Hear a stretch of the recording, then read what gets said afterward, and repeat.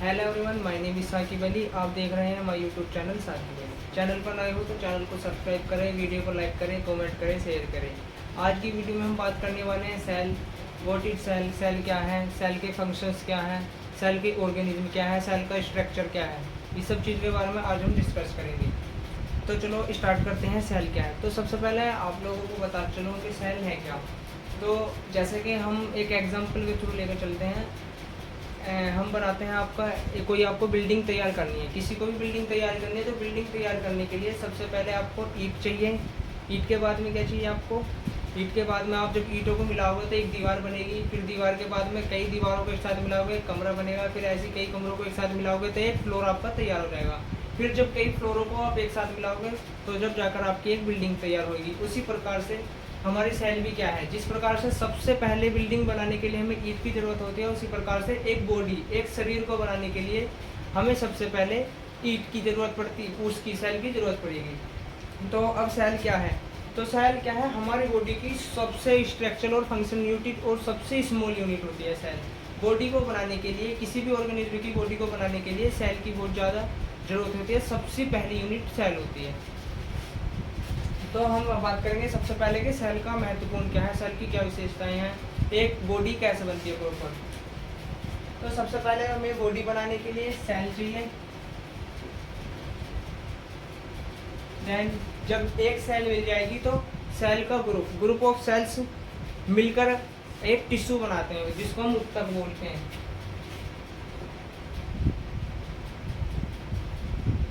अब group of टिश्यूओं का समूह मिलकर एक ऑर्गन बनाता है।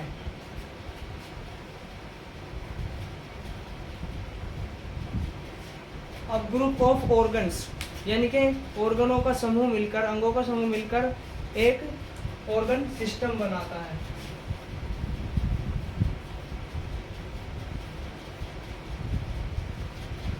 सिस्टम, अब सिस्टम ऑफ ऑर्गन्स, ऐसे काफी सारे ऑर्गन्स के सिस्टम मिलकर एक स्ट्रक्चर तैयार करते हैं जिसे हम बोलते हैं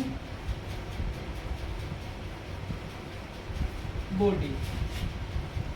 तो सबसे पहले क्या चाहिए, आप मान के चलो, सपोज करो जो हमारा सेल है, सेल क्या है, एक ईंट है।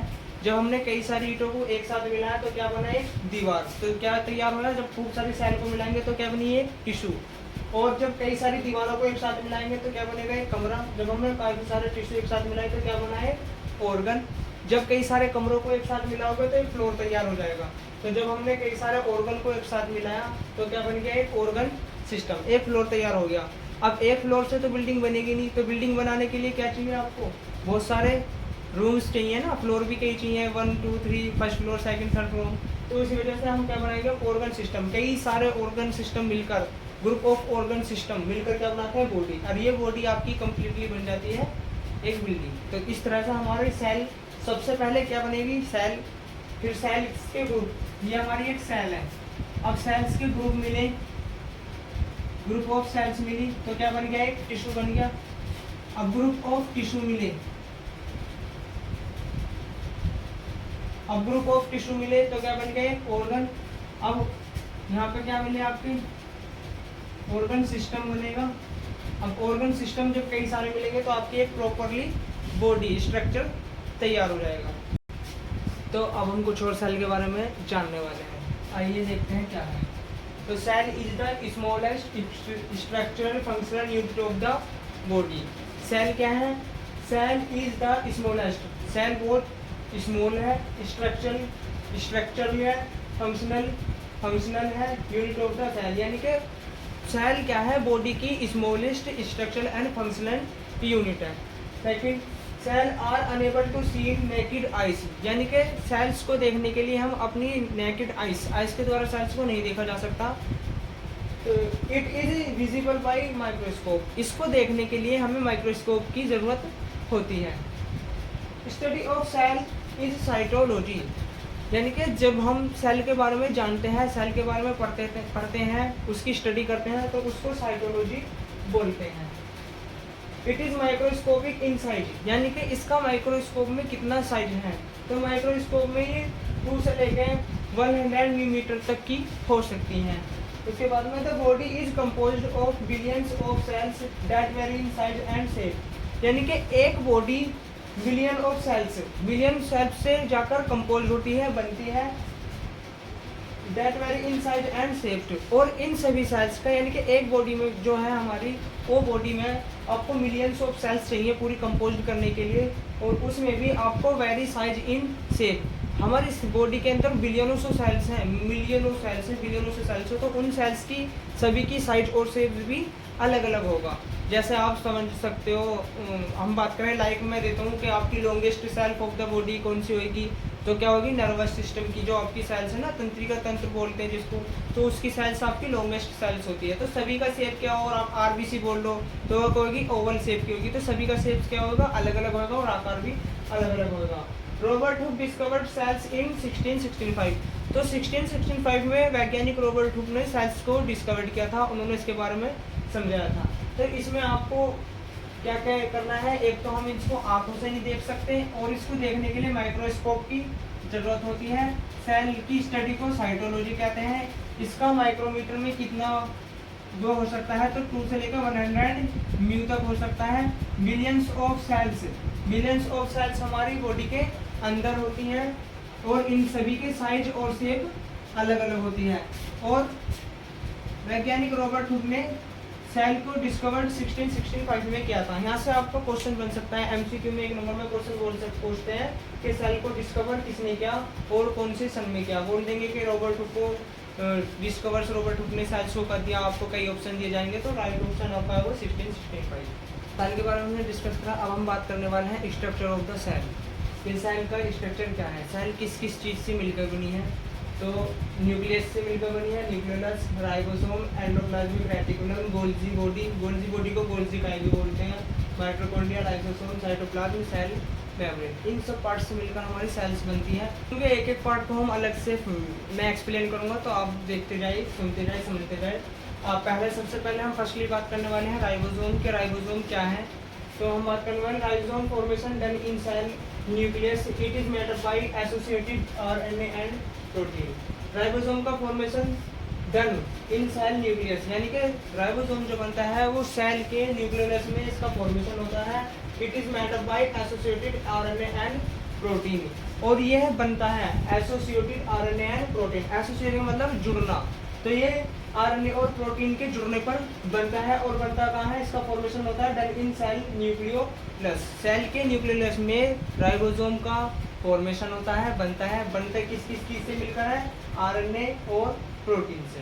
क्लियर। उसके बाद हम बात करने वाले, this is ribosome made up to subunit, यानी कि राइबोसोम 2 सब यूनिट से मिलकर बनता है। राइबोसोम की 2 सब यूनिट होती हैं, 2 सब यूनिट से मिलकर बनता है, लार्ज सब यूनिट, स्मॉल सब यूनिट। 2 यूनिट है राइबोसोम की, याद रखना, लार्ज सब यूनिट और स्मॉल सब यूनिट। लार्ज सब यूनिट आपकी डैन शेप की होगी, और स्मॉल सब यूनिट आपकी कैप शेप की होगी। जैसे कि आप यहाँ देखते हो, ये मैंने थोड़ा सा स्ट्रक्चर बनाया आपको समझाने के लिए। ये आपका राइबोसोम है, तो राइबोसोम में जो आप ये वाली शेप देख रहे हो बड़ी वाली, ये है लार्ज सब यूनिट ऑफ द राइबोसोम, और ये आपकी जो नीचे है साइड में है, ये स्मॉल सब यूनिट ऑफ द राइबोसोम। और इस साइड से आपका एमआरएनए बाइंडिंग साइड है, इस साइड से एमआरएनए का बाइंडिंग होता है। और आपकी जो ये 2 साइड दिख रही है छोटी वाली, इन्हें पी साइड बोलते हैं, और जो आपकी लार्जेस्ट साइड है इसके अंदर बीच में, उसको ई साइड बोलते हैं। ये स्ट्रक्चर है राइबोसोम का। ये राइबोसोम की यूनिट के बारे में हमने बात कर लिया, 2 यूनिट से बनता है, लार्ज और स्मॉल। अब हम बात करेंगे टाइप ऑफ राइबोसोम। राइबोसोम के क्या टाइप होते हैं, तो राइबोसोम के वैसे तो वेरी डिफरेंट टाइप्स होते हैं, पर लेकिन मैं कुछ के बारे में बता देता हूँ आपको। जैसे 70S और 80S। 70S राइबोसोम आपको देखने को मिलेगा प्रोकैरियोटिक सेल्स के अंदर, और 80S आपको देखने को मिलेगा यूकैरियोटिक सेल्स के अंदर। अब प्रोकैरियोटिक सेल्स और यूकैरियोटिक सेल्स के बारे में हम अलग से एक वीडियो बनाने वाले हैं, अगर आपको देखना है तो ये वीडियो आपको मिल जाएगी हमारे चैनल पर, देखते रहें। ये बात कर ली हमने राइबोसोम के बारे में। अब हम बात करने वाले functions of the ribosome. Ribosome के क्या फंक्शन, अब फंक्शंस ऑफ राइबोसोम, राइबोसोम के क्या फंक्शन है। तो राइबोसोम का मेनली तो एक ही फंक्शन होता है, ribosome responsible for protein synthesis. Ribosome का मेन फंक्शन होता है कोई सेल्स के लिए प्रोटीन को सिंथेसिस करना, प्रोटीन को बनाना। अब वो कैसे बनेगा तो हम इसमें समझेंगे कि प्रोटीन का सिंथेसिस राइबोसोम के द्वारा कैसे होता है। तो ये राइबोसोम की लार्ज सब यूनिट है और ये राइबोसोम की सब यूनिट है। हमने पढ़ा अभी कि राइबोसोम दो सब यूनिट से मिलकर बना है, लार्ज और स्मॉल। तो दिस इज द लार्ज सब unit, this is the small सब unit of the ribosome. Ribosome की सब यूनिट के बीच में बिटवीन में जो होता है mRNA होता है, मैसेंजर आरएनए।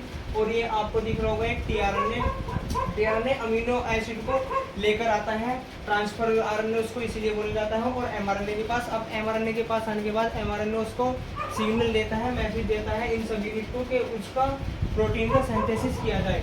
तो ऐसे एमआरएनए से दो कोड, ये आपके कोडोन है, इनको ये है एक आपका कोडोन, इसको बोलते हैं कोडोन। कोडोन आपने 12th क्लास में एक जेनेटिक्स चैप्टर है अनुवांशिकी, उसके अंदर पढ़े होंगे। तो ये ऐसे इस प्रकार से प्रोटीन लेकर आया टीआरएनए, एमआरएनए की चैन ऐसे आगे को चलती रहेगी सब यूनिट के बीच में। तो आपके जो टीआरएनए वो जुड़ते जाएंगे और आपका जो अमीनो एसिड है वो एक साथ एकत्रित होते रहेंगे और ऐसा अमीनो एसिड मिलकर एक चैन बनाएंगे जिसको हम बोलते हैं प्रोटीन। ये हो गया synthesis of protein bye ribosome, ribosome के द्वारा प्रोटीन का बनना।